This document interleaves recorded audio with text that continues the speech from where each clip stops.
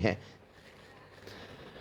واسق خان عرف شبلو بھائی کا سوال تھا کہ 4 اماموں کی تقلید تو 132 ہجری کے آس پاس شروع ہوئی، اس سے پہلے کس کی تقلید ہوتی تھی یا کیا ہوتا تھا؟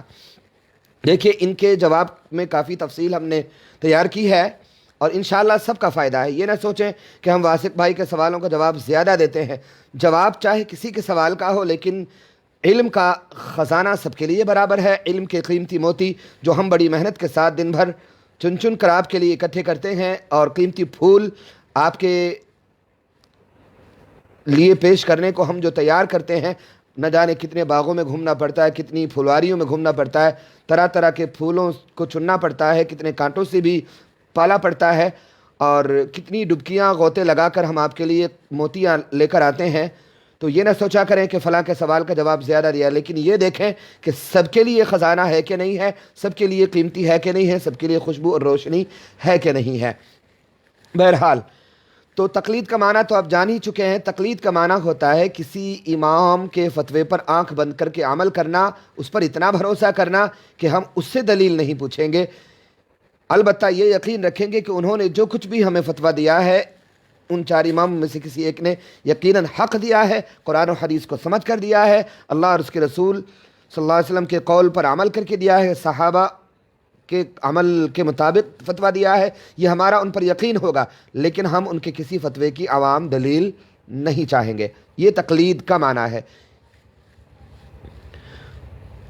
پوری مسلمان امت کا اس بات پر ایک مت، اجماع اور اتفاق ہے کہ تقلید دین کی بیسک اور نیسیسری چیزوں میں سے ہے، دین کا آدھار ہے، دین کی ضروریات میں سے ہے، اور ہر عام مسلمان کا مقلد ہونا نہایت ضروری ہے۔ یعنی ہر مسلمان کے لیے جو صحیح عقیدے والا مسلمان ہے، اس کے لیے ان دونوں چیزوں کے بعد کہ صحیح اسلام، صحیح عقیدے کے بعد ضروری ہے کہ وہ چاروں میں سے کسی ایک امام کا ماننے والا ہو، یعنی حنفی، مالکی، شافعی، حنبلی ہونا ضروری ہے۔ اور سارے مسلمان تقریباً 1200 سال سے تقلید کو مانتے چلے آ رہے ہیں۔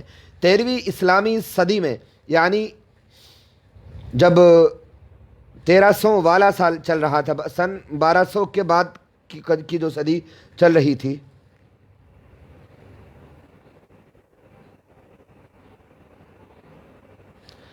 یہ کون بکواس کر رہا ہے خواجہ معین الدین نام کا کہ احمد رضا کا فتویٰ ناقابل ہے؟ تو یہاں کیا کرنے آیا بھائی؟ اس بندے کو ہم نے بلاک کر دیا ہے۔ سارے مسلمان تقریباً 1200 سال سے تقلید مانتے چلے آ رہے تھے، اور 1200 سال کے بعد جب 13ویں صدی اسلامی میں ایک ایسے فتنے نے سر اٹھانا شروع کیا جو خود کو اہل حدیث کہتے ہیں، اس فرقے نے تقلید کا انکار کیا اور عوام میں اس بات کا پرچار کیا کہ قرآن و حدیث سمجھنے اور اس پر عمل کرنے کے لیے کسی امام یا کسی مجتہد کی تقلید کی ضرورت نہیں ہے، کیونکہ اللہ نے ہر انسان کو عقل سے نوازا ہے۔ یہ ان لوگوں کی دلیل ہوتی ہے، اور وہ اپنی سمجھ بوجھ اور عقل کی بنیاد پر قرآن و حدیث کو سمجھنے اور اس سے مسائل نکالنے کی صلاحیت رکھتا ہے۔ اب اس کا نتیجہ یہ ہوا کہ بہت سارے لوگ دینی قانون، دینی حکم کو اپنی عقل کے پیچھے چلانے لگے، جس سے امت میں انتشار پیدا ہوا اور تفریق بازی کی ہوا چل نکلی۔ دیکھیے، آگے بڑھنے سے پہلے ہم ایک گزارش کرنا چاہتے ہیں، ایک گزارش کہہ لیں، دھمکی کہہ لیں، کہ جو حضرات دوسری کسی جماعت کے ہماری محفل میں شامل ہیں، ہمیں کوئی اعتراض نہیں ہے۔ اگر آپ کو سیکھنا ہے، ہدایت لینی ہے، روشنی، اپنا شک شبہ دور کرنا ہے، علم اور اصلاح چاہیے، تو ہمیں کوئی اعتراض نہیں ہے، لیکن اگر آپ اس محفل میں فتنہ پھیلانے آئے ہیں تو عزت کے ساتھ ابھی رخصت ہو جائیے، ورنہ اگر ہمیں پتہ چلا کہ آپ اس محفل میں شامل ہیں فتنے کی نیت سے، تو پھر بے عزتی کا پاسپورٹ دے کر، رسوائی کا ویزا لگا کر آپ کو پھر ہماری محفل کے ملک سے تڑی پار کر دیا جائے گا۔ تو سوال کرنے والے حضرات سوال کریں، لیکن سلمان رضا صاحب بعد میں کر لینا، آپ ان باکس میں میسنجر میں سوال کر لینا، اور یہ جو ہمارا لائیو چل رہا ہے یہ بھی پورا کا پورا آٹومیٹک ریکارڈ ہوتا ہے، آپ بعد میں بھی اس کو سن سکیں گے۔ تو غیر مقلدوں کا فرقہ ایک دھوکہ یہ بھی دیتا ہے کہ ہم فکس کیے بغیر چاروں اماموں کی تقلید کرتے ہیں۔ حقیقت یہ ہے کہ ان کے کئی مولویوں نے تقلید کو شرک تک لکھا ہے۔ یہ لوگ کوئی مسئلہ کسی امام کی تقلید سے نہیں مانتے، اتفاق سے کسی مسئلے میں میچنگ ہو جائے، موافقت ہو جائے تو دوسری بات ہے۔ ان کے یہاں کئی مسائل ایسے ہیں جو چار میں سے کسی امام کے نزدیک جائز نہیں۔ بہت دھیان سے سنیے گا، جیسے ایک مجلس میں یعنی ایک ہی بیٹھک میں ایک ہی موقع پر 3 طلاقوں کو یہ ایک مانتے ہیں، جبکہ چاروں میں سے کسی امام کے نزدیک جائز نہیں ہے، حدیث کے خلاف ہے۔ وضو میں سر کی جگہ یہ پگڑی یعنی عمامے کا مسح کرنا جائز اور کافی سمجھتے ہیں۔ اہل حدیث غیر مقلد وہابی سگی پھوپھی کے ساتھ نکاح کو جائز مانتے ہیں، خون، شراب اور سور کی چربی کو پاک مانتے ہیں۔ ان کے رہنماؤں پیشواؤں نے بزرگان دین، علماء کرام، فقہاء اعظام، چاروں اماموں کے ماننے والوں کے بارے میں اور سرکار اقدس صلی اللہ علیہ وسلم کے مبارک قبہ شریف یعنی سرکار کے مبارک مزار کے بارے میں شرک اور بدعت کا فتویٰ دیا ہے۔ بلکہ ان کے گرو گھنٹال ابن عبد الوہاب نجدی نے تو یہ تک کہا کہ اگر میرا بس چلے تو میں محمد کے مزار کو ڈھا دوں کہ لوگ وہاں کیا کرنے آتے ہیں، شرک کرنے آتے ہیں۔ غیر مقلد اہل حدیث وہابیوں سلفیوں کے یہاں حضرت عمر پر بھی اعتراض کیا جاتا ہے کہ انہوں نے یہ لوگ کہتے ہیں کہ حضرت عمر نے تراویح کی جماعت کو رواج دیا اور خود اس کو بدعت کہہ کر اچھا بتایا، حالانکہ کوئی بدعت قابل تعریف نہیں ہے، سب گمراہی ہے۔ یعنی ان کے کہنے کے مطابق حضرت عمر معاذ اللہ گمراہ تھے۔ یہ لوگ اجماع، قیاس اور تقلید کا انکار کرتے ہیں، جو ان کی گمراہی کے لزومی کفر تک پہنچنے کی وجوہات میں سے ایک ہے۔ یعنی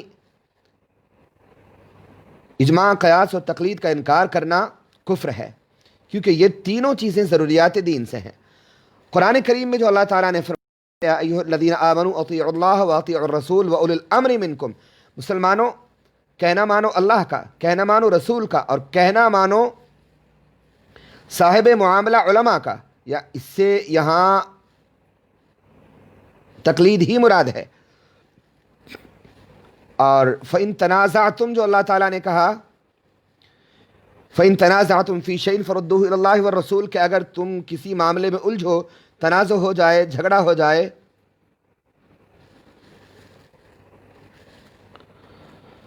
تو یہاں جو فرمایا ان چاروں اماموں کو کہا گیا ہے، مجتہدین کو کہا گیا ہے کہ اے مجتہدو، اے دین کے مسائل کو کھوج کر نکالنے والو، اگر کسی معاملے میں الجھ جاؤ، تنازع ہو جائے، ٹکراؤ پیدا ہو جائے تو اللہ اور رسول کی طرف رجوع کرو۔ وہ مفسرین اور محدثین جو اجتہاد کے رتبے کو نہیں پہنچے، ان کی بات ماننا، ان کی تقلید کرنا واجب نہیں ہے، بلکہ ان پر بھی مجتہدین کی تقلید واجب ہے کہ وہ بھی چاروں میں سے کسی امام کی تقلید کریں گے۔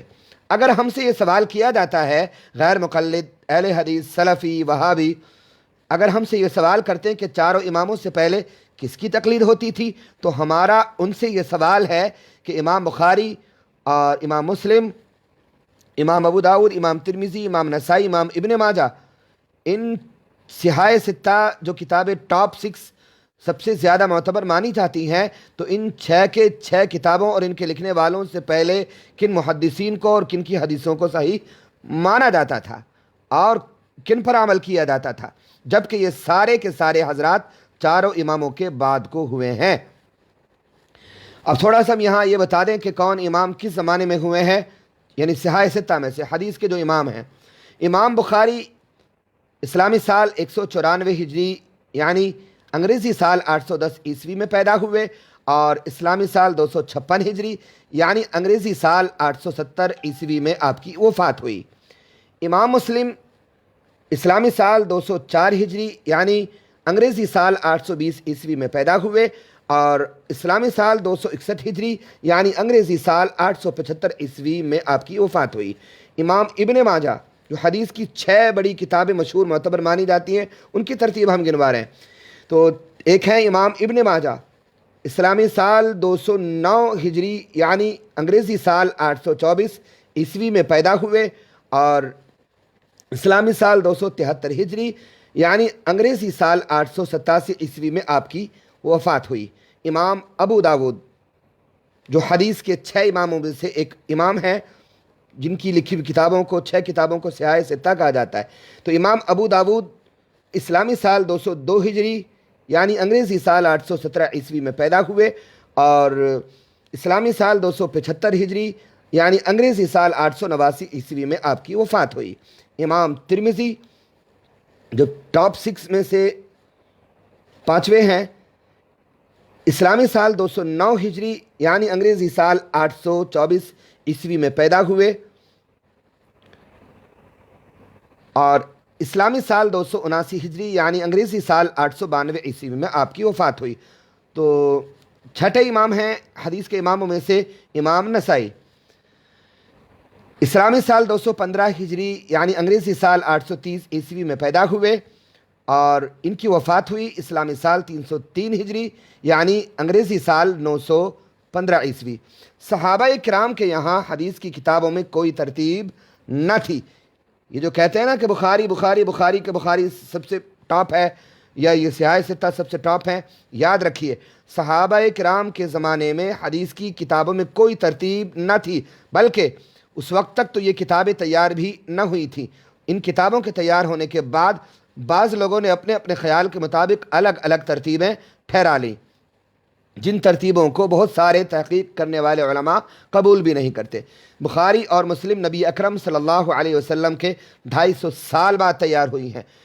سامعین کرام، میرے سننے والوں، ڈیئر آڈینس، پریے شروتا جنوں، میرے سننے والوں، میرے دوستوں، میرے ساتھیوں، یہ گفتگو ہے، تھوڑا بور تو لگ رہی ہوگی کہ اس طرح کی گفتگو سننے کی عام طور پر لوگوں کو عادت نہیں ہوتی ہے، لیکن یہ بہت کریم گفتگو ہے، بہت قیمتی گفتگو ہے، بہت خاص گفتگو ہے۔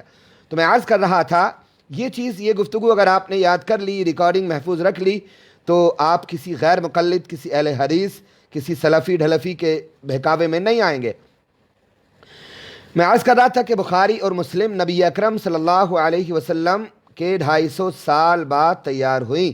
مسلمانوں کے بہت سے فرقے انہیں مانتے ہی نہیں، اور صرف اتنی بات سے، یعنی صرف ان کتابوں کو نہ ماننے کی وجہ سے ان کو اسلام سے باہر قرار نہیں دیا جا سکتا۔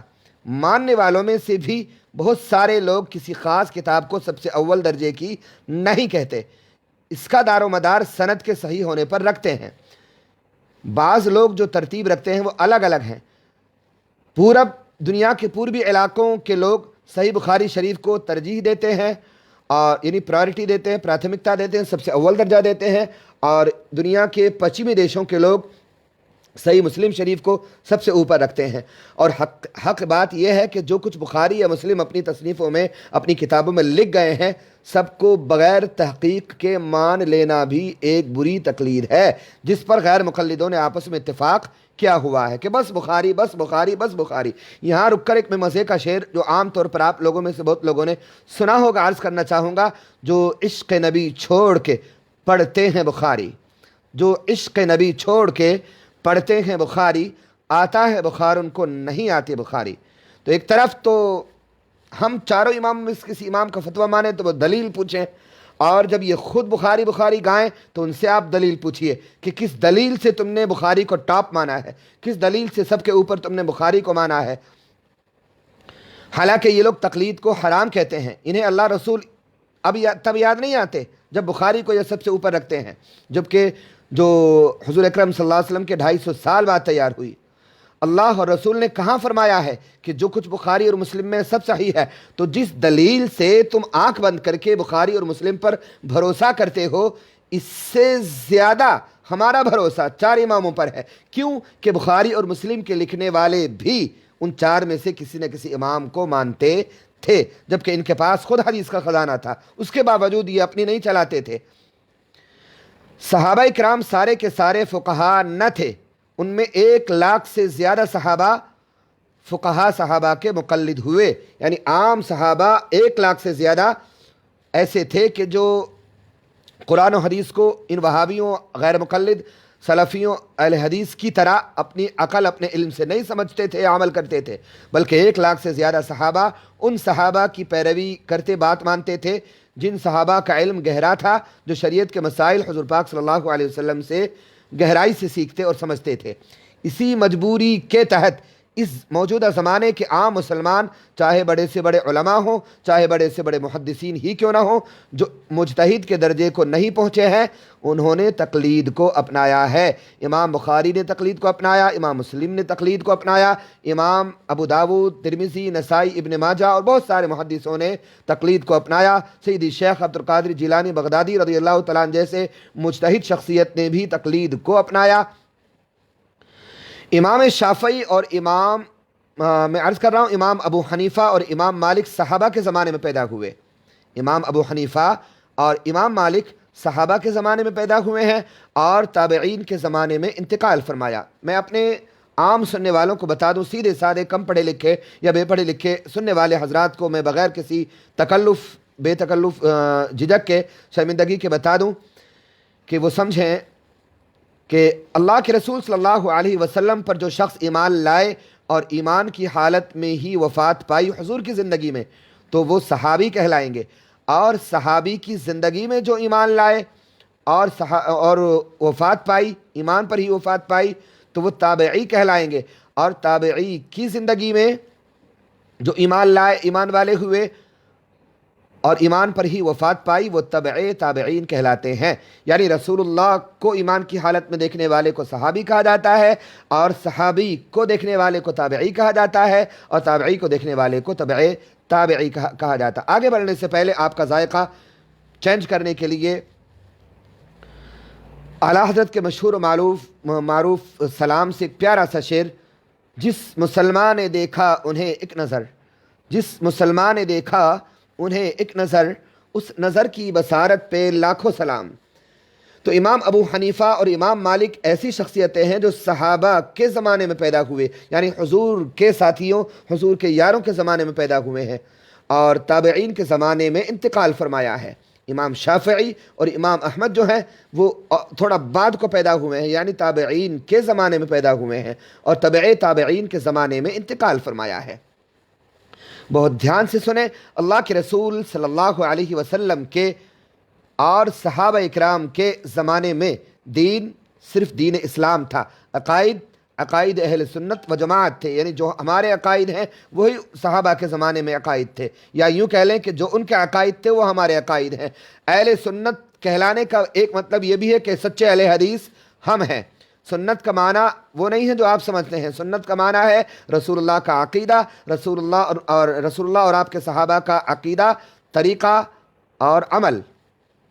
तो अहले सुन्नत कहने का सीधा सीधा मतलब हुआ कि सच्चे माना में, हकीकी माना में, रियल मीनिंग में अहले हदीस अहले सुन्नत हैं। मगर हम जमात वाले भी हैं, यानी जिस मसले में उलमा की जमात इत्तेफाक कर ले हम उस मसले को मानते हैं, इसलिए हम अहले सुन्नत व जमात कहलाते हैं। असल अमाल में गिनती के सहाबा मुज्तहिद के दर्जे को पहुँचे थे, बाकी सारे सहाबा एक दूसरे के मुक़ल्लिद थे। चारों इमामों के फ़िक़ही मज़हबों के सोर्स, यानी कहाँ से उन्होंने लिया है मसाइल को, तो वही मज़हब है जो रसूलुल्लाह सल्लल्लाहु अलैहि वसल्लम और सहाबा में थे। चाहे कोई ख़ास पहचान का नाम बाद को पड़ा हो, नाम चाहे बदला हो, नाम चाहे बाद में पड़ा हो, लेकिन प्रोडक्ट हमारी चीज़, हमारा अकीदा और अमल वही है जो रसूलुल्लाह और आपके सहाबा का था। ज़माने के लिहाज से, ज़माने के तकाज़े के मुताबिक नाम बदलता रहा, पड़ता रहा।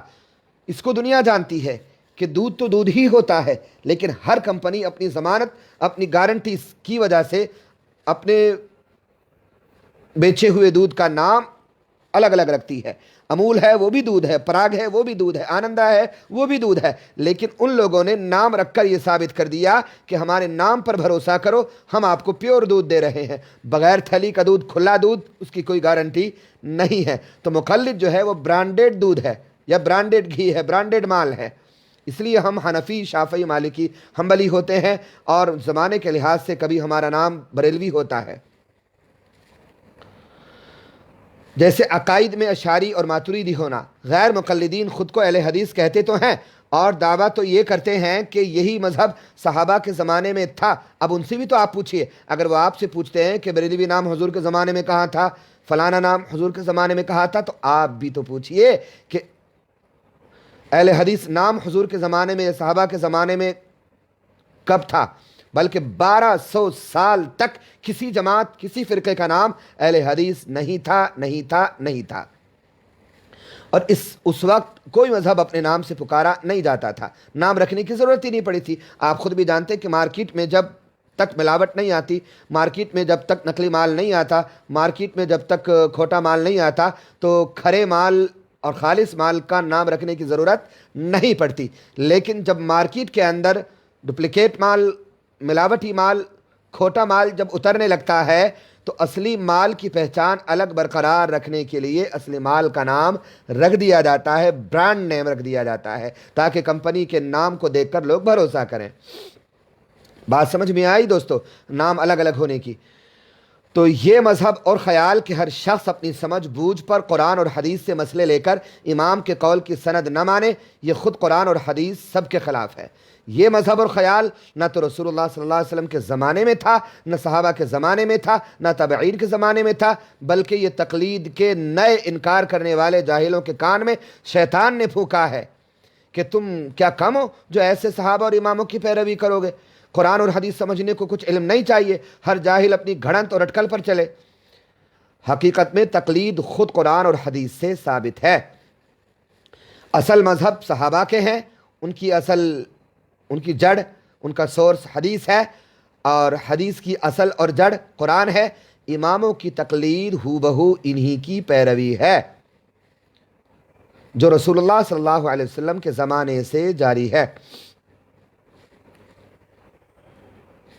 دیکھیں واسق بھائی، ہم نے لمسم بولا ہے، تقریباً 1200 سال تک، تقریباً 1200۔ اب اس کو 200، اب ایکوریٹ پلس مائنس نہ کیجئے، ہم نے راؤنڈ فگر لیا ہے۔ چاروں اماموں سے پہلے اور بعد کو ہمیشہ تقلید ہوا کی اور ہوتی رہے گی۔ چاروں مذہب کی پیروی ہو بہو صحابہ کی پیروی ہے، کیونکہ یہ چاروں مذہب انہی صحابہ سے لیے گئے ہیں، اور ان چاروں مذہبوں کی پیروی سے نہ تو پہلے کوئی ممانعت تھی نہ ہے۔ شاہ ولی اللہ محدث دہلوی حجت اللہ البالغہ میں کہتے ہیں، صاف لفظوں میں کہتے ہیں کہ امام ابو حنیفہ کے مذہب کی جڑ حضرت عبداللہ بن مسعود کے فتوے اور حضرت مولا علی رضی اللہ تعالیٰ عنہ اور آپ کے ساتھیوں کے فیصلے ہیں، اور یہ کہ وہ اس راز سے جدا نہ ہوئے۔ چاروں اماموں سے پہلے حق والے کسی ایسے خاص نام سے نہیں پکارے جاتے تھے، نہ وہ محمدی کہلاتے تھے، نہ اہل حدیث کہلاتے تھے، نہ سلفی کہلاتے تھے، بلکہ اہل سنت و جماعت کے نام سے بھی مشہور نہیں تھے۔ یہ نام بھی کئی صدیوں کے بعد غالباً امام ابو حسن اشعری، غالباً کا مطلب ہوتا ہے زیادہ خیال کے رجحان کے مطابق، امام ابو حسن اشعری کے زمانے سے پھیلا، یعنی تقریباً 1100-1200 سال سے اہل سنت و جماعت کا ٹائٹل اور نام چلا آ رہا ہے، اور اہل حدیث کا جو نام ہے، سلفی، اہل حدیث وغیرہ، یہ صرف 200-250 سال سے چلا آ رہا ہے۔ حالانکہ عقیدہ یقیناً وہی ہے جو نبی کریم صلی اللہ علیہ وسلم اور صحابہ سے لیے گئے ہیں۔ واسق بھائی اور شبلو بھائی کے